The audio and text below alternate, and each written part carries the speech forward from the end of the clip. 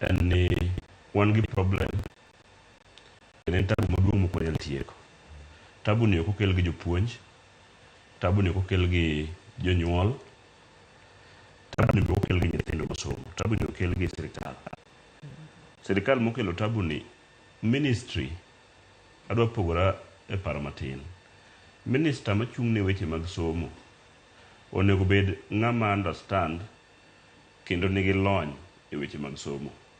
King'iyo ka ok waduoge wach ng'anyo to gi mar jopuonj mag jo SS.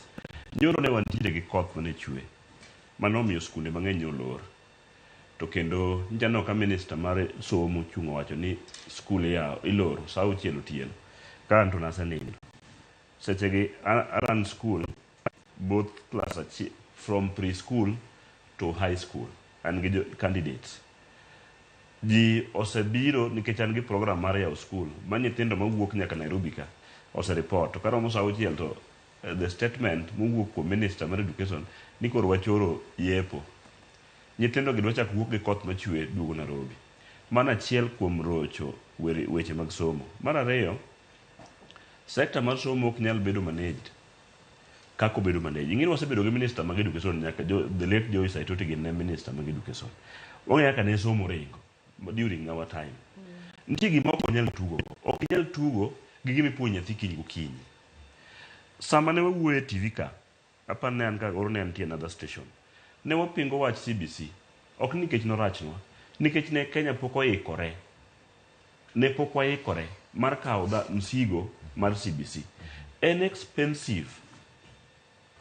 En gima tek manego ne betek. To kana wang'iyo kaka ne piny chalo, ne wacho ni gini ok rach. To gima ne nyalo timne, ne wakwayo kata president olos komiti moro ma be noloso mane ng'iye matut. An gima naparo ni onego bed ni ne nyalo wuok mondo ne constitution ma kawuono. En ne wacho ni waonge CBC, wantie 844 to wamedo subjects. Koro kwa medo subject, to subject mano wamedo gi ma bende wang'egi. Ne wan kod ndalo mane wasomo kata history nyalo wacho ka mheshimiwa. Ne wantie gi gik mokel as a CBC system. Ne wan gi art and craft, ne wantie gi home science, ne wantie gi gik machalo kamago. Ni medo mana subject gi to wang'iyo mwagolo ma ok wadichgo, ma ok basic. Kar ne keto sirikal mondo otudre okel gima ok wanyal afford nikech gino biro gi budget. Sama nyo okele wan gi primary schools kiwe ng'anyo mondi ma pod onge gi class mar this junior secondary. To skunde gi to nitie gi nyithindo kaka class achiel opog gi board oket nyithindo moriwore. Nitie joma nie JSS to gi joma nitie whatever primary. So sector of education itugo go gi sirikal mar Kenya kendo gore piny. Ka nying'iyo ker ochung' owacho ni koro skul yaw chieng' ma kama. Minister be wacho a different thing.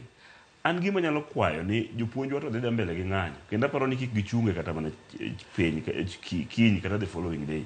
Nyaka the parliamentary committee ma ochung' ne education ma koro wan gi mheshimiwa ka chandre ma gini kete budget makadhe ma wang'eno ndik jopuonje di kaka wawuoyo sare ni sama wuoyo TV ka ndi japuonj ng'amwa e skul moseluongi dhi somo course mar puonj.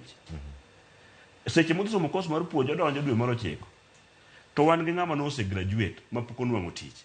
To wan gi ng'ama nose ka oketi ni pod ipimo ne no chal ni en intern to already nigi certificate mo qualify e puonjo. Omiyo jopuonjo mabecho mane wang'eyo nikech nyaka ne okel this junior secondary system. Wantiere gi ji mang'eny mosenwang'o tich oko mar country ka gidhi puonjo nyithindo ma oko mekwa. Koro ana wacho ni kapok wadhi mabor e gini onego wa reverse system mar education. President owinjwa kata koko owinj dholuo. Wanyalo reyo machalani nikech wasedonjo wan e CBC kama wuoye ni. Nitie jogo mosetimo penj ma osetieko